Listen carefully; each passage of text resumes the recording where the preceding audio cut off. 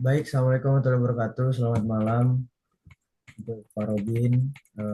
Izinkan kami dari kelompok 10 untuk mempresentasikan hasil kerja kelompok kami, yaitu kita mengambil judul analisis komparatif satelit LEO dan High Altitude Platform Station atau HAPS sebagai infrastruktur non-terrestrial network.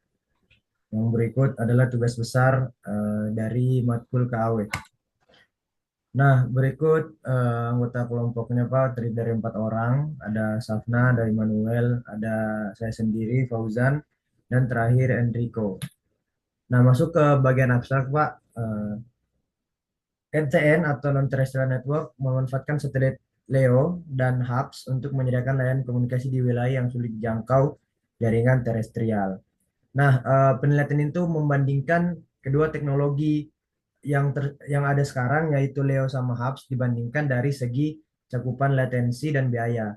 Hasilnya sebenarnya Leo memiliki cakupan yang lebih luas namun biayanya sangat tinggi dan kompleks karena itu satelit, dan Hubs menawarkan latensi lebih rendah dan fleksibilitas tinggi dengan cakupannya terbatas. Untuk pemilihan teknologinya disesuaikan dengan kebutuhan dan kondisi wilayah. Next. Nah, latar belakangnya seperti biasa, perkembangan komunikasi nirkabel global tentunya cukup menuntut jaringan dengan cakupan yang luas, latensi rendah, dan keandalan tinggi. Meskipun daerah tersebut tidak bisa dibangun atau sulit dijangkau untuk infrastruktur telekomunikasi. Nah, makanya adalah dua teknologi ini. Nah, kondisi tadi mendorong pengembangan NTN atau Non-Terrestrial Network sebagai solusi pelengkap jaringan terestrial dan telah diintegrasikan dalam standar 3GPP Release 17 sebagai bagian dari evolusi jaringan 5G. Jadi sudah masuk ke bagian Release 17-nya dari 3GPP. Terus dua teknologi utama yaitu NTN dan satelit LEO. Sorry, NTN adalah satelit LEO dan HAPS yang memiliki karakteristik dan arsitektur serta skenario implementasi yang berbeda. Oleh karena itu diperlukan analisis perbandingan untuk memahami keunggulan dan keterbatasan masing-masing teknologi sebagai infrastruktur komunikasi di masa yang akan datang. Next. Rumusan masalah ada 3 di sini, yaitu bagaimana konsep dari dan karakteristik teknis dari satelit LEO dan HAPS sebagai bagian dari NTN. Terus yang kedua, bagaimana perbandingan kinerja satelit LEO dan HAPS dari sisi latensi, cakupan, dan kapasitas sistem. Terus yang ketiga, pada skenario penggunaan apa satelit LEO dan HAPS lebih efektif untuk diimplementasikan. Terus tujuannya adalah menganalisis konsep dasar dan arsitektur dari Leo dan Hubs di dalam NTN, serta yang kedua membandingkan kinerja dan karakteristik teknis antara Leo dan Hubs. Yang ketiga, kita mengidentifikasi skenario implementasi yang sesuai untuk masing-masing teknologi sebagai infrastruktur NTN. Nah, kita akan membahas konsep dasar NTN dulu. Non-terrestrial network itu merupakan sistem komunikasi nirkabel yang memanfaatkan program atau platform non-terrestrial seperti satelit dan platform udara untuk menyediakan layanan komunikasi. Jadi bukan secara darat tapi di udara. Terus habis itu kenapa ada NTN? Gunanya itu dirancang sebagai pelengkap jaringan terestrial untuk meningkatkan cakupan, keandalan, dan fleksibilitas jaringan global.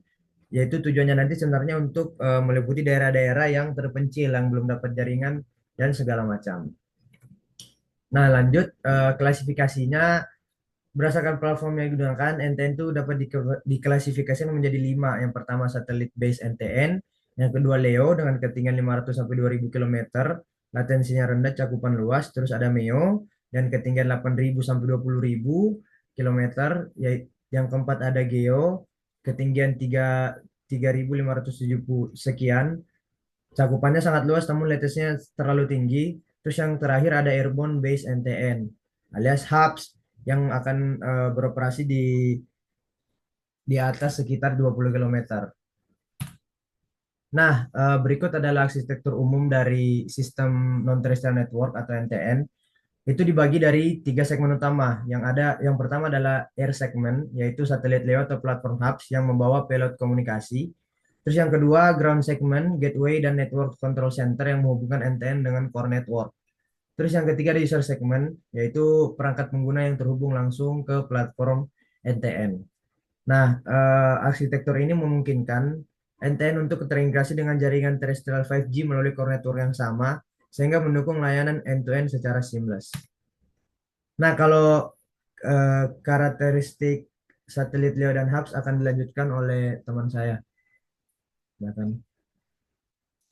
Oke, berikutnya ada untuk karakteristik satelit Leo. Eh, Leo ini beroperasi pada ketinggian sekitar 500 hingga 2000 km. Ketinggian ini memungkinkan latensi yang lebih rendah dibandingkan satelit MEO dan GEO, sehingga cocok untuk layanan broadband dan aplikasi real time. Nah, untuk menjamin cakupan global, sistem Leo biasanya menggunakan konstelasi satelit dalam jumlah besar seperti pada Starlink atau OneWeb. Namun tantangan utama sistem Leo adalah efek Doppler yang signifikan, handover antar satelit yang kompleks serta kebutuhan manajemen kon- konstelasi yang lebih rumit.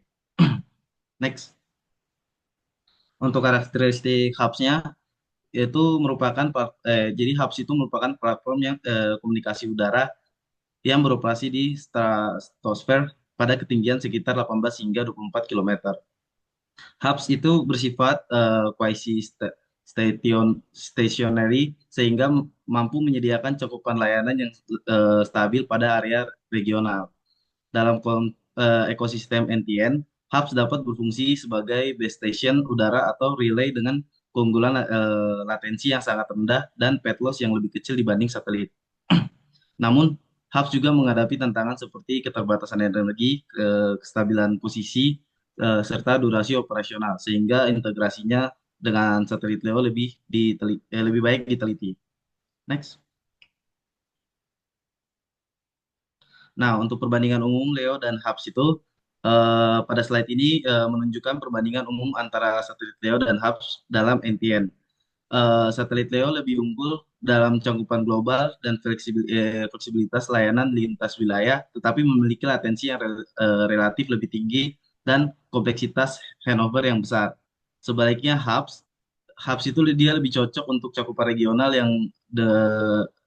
dengan latensi yang sangat rendah dan deployment yang cepat. Oleh karena itu, kedua teknologi ini tidak bersaing secara langsung, melainkan saling melengkapi dalam mendukung berbagai skenario layanan NTN. Oke, next. Nah, berikut untuk tabel perbandingan Leo dan Hubs. Jadi, di dalam tabel ini merangkum perbedaan karakteristik utama antara Leo dan Hubs. Kita bisa lihat kalau Leo beroperasi pada ketinggian yang jauh lebih tinggi dengan cakupan global, namun memiliki kompleksitas handover dan biaya implementasi yang tinggi. Sebaliknya, sedangkan Hubs beroperasi pada ketinggian lebih rendah dengan latensi yang sangat rendah dan biaya relatif lebih rendah, tetapi cakupannya terbatas secara geografis. Nah, dari perbandingan ini menegaskan bahwa pembelian teknologi sangat bergantung pada kebutuhan layanan dan wilayah implementasi. Next. Nah, untuk arsitektur sistem satelit LEO dalam NTN, jadi pada NTN berbasis satelit LEO, arsitektur sistem terdiri dari space segment, ground segment, dan user segment yang terintegrasi langsung dengan jaringan 5G.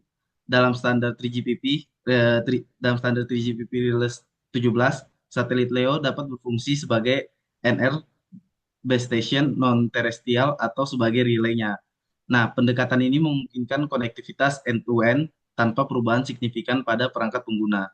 Namun, pergerakan cepat satelit LEO menyebabkan delay yang dinamis dan handover antar satelit yang kompleks sehingga diperlukan mekanisme manajemen mobilitas yang canggih. Next.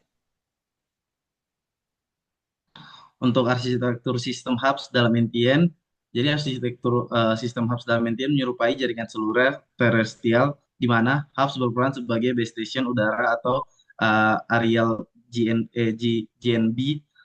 Nah, hubs dapat beroperasi dalam tiga mode yaitu direct access, backhaul, atau relay, serta hybrid NTN sebagai lapisan perantara antara satelit LEO dan jaringan terestrial. Keunggulan untuk hubs itu terletak pada latensinya rendah dan kemudahan integrasi dengan jaringan 5G. Namun, hubs tetap menghadapi keterbatasan daya stabilitas dan kapasitas playoutnya. Oke, next. Nah, untuk physical layer satelitnya, pada lapisan fisik sistem LEO NTN menggunakan waveform sebagai OFDM. yang kompatibel dengan 5G Neo radio. Namun kecepatan satelit yang tinggi menimbulkan tantangan berupa Doppler shift yang besar dan delay propagasi. Untuk mengatasi hal tersebut, jadi 3GPP menerapkan berbagai adaptasi pada PHY layer seperti penyesuaian subcarrier, subcarrier spacing, frekuensi precompensation, serta advanced channel estimation. Selain itu, teknologi antena seperti beamforming dan spot beam digunakan untuk meningkatkan efisiensi spektral dan kapasitas sistemnya. Next. Nah, untuk physical layer hubs-nya itu, jadi lapisan fisik pada sistem hubs relatif lebih sederhana dibandingkan Leo karena kecepatan platformnya lebih rendah. Hub juga dapat digunakan untuk parameter PHY yang mendekati jaringan terestrial 5G seperti OFDM, MIMO, dan beamforming. Jarak yang lebih dekat dengan pengguna menghasilkan pad loss yang lebih kecil dan link budget yang lebih baik sehingga memungkinkan pengguna modulasi order tinggi untuk meningkatkan throughput. Meskipun demikian, desain PHY hubs ini tetap perlu mempertimbangkan pengaruh kondisi atmosfer dan variasi elevasi pengguna. Next. Selanjutnya akan dijelaskan oleh teman saya. Selanjutnya di medium access control atau MAC. Yang pertama, MAC layer pada satelit LEO. Pada lapisan MAC, sistem satelit LEO menghadapi tantangan berupa delay propagasi atau penjadwalan sumber daya dan manajemen hardware. Delay yang besar memerlukan penyelesaian mekanisme, HARC, dan scheduling agar efisiensi sistem tetap terjaga. Next. Selanjutnya ada ringkasan perbedaan teknis LEO dan HARC, yaitu satelit LEO dan HARC memiliki karakteristik teknis yang berbeda pada setiap lapisan jaringan. Satelit LEO unggul dalam cakupan global namun memerlukan adaptasi yang kompleks pada lapisan PHY dan MAC. Sedangkan HARC menawarkan arsitektur yang lebih sederhana dengan latensi rendah tetapi cakupan geografis terbatas. Next.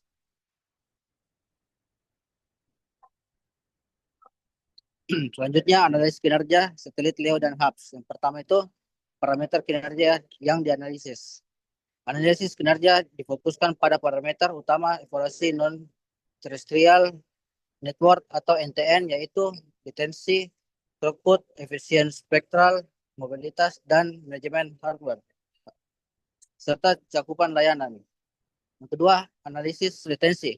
Latensi merupakan parameter penting dalam mendukung layanan real-time pada satelit LEO. Latensi propagasi berada pada kisaran 20-40 ms dan HARC memiliki latensi yang jauh lebih rendah, yaitu kurang 5 ms, sehingga lebih sesuai untuk aplikasi yang membutuhkan respon cepat seperti komunikasi darurat dan layanan broadband interaktif.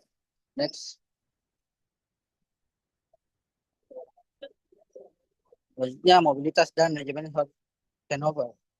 Mobilitas menjadi tantangan utama pada satelit LEO karena pergerakan orbit yang cepat menyebabkan handover antar satelit dan antar berm terjadi secara terus-menerus sehingga meningkatkan kompleksitas manajemen mobilitas.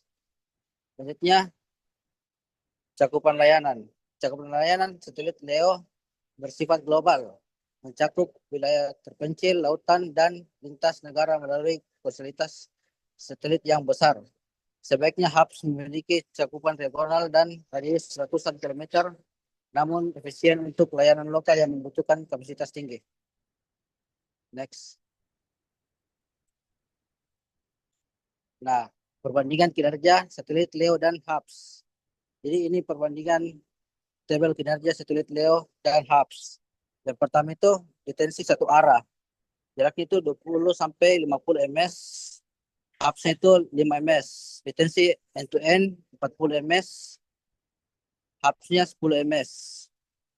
Ketiga, throughput per pengguna satelitnya itu ratusan Mbps, HARC-nya puluhan ratus Mbps. Efisien spektral hingga ratusan Mbps, HARC-nya tinggi mendekati terestrial. Lalu ada stabilitas link satelitnya itu dinamis akibat orbit HAPS-nya tinggi. Dan terakhir, skala cakupan layanan satelitnya global, HAPS-nya regional. Next. Selanjutnya ada diskusi analitis. Berdasarkan hasil analisis kinerja, dapat disimpulkan bahwa satelit LEO dan HAPS memiliki keunggulan yang berbeda. Satelit LEO sangat sesuai untuk skenario yang membutuhkan cakupan global, sedangkan HAPS lebih optimal untuk layanan regional dengan latensi rendah dan efisiensi spektral tinggi. Oleh karena itu, arsitektur end-to-end masa depan diperkirakan akan mengadopsi pendekatan hibrida yang mengkombinasikan kedua teknologi tersebut untuk memenuhi kebutuhan layanan komunikasi yang beragam. Selanjutnya akan dilanjut. Baik, selanjutnya masuk pada studi kasus implementasi ya. Pada studi kasus pertama, kami membahas penerapan non-terestrial network berbasis satelit LEO pada sektor maritim.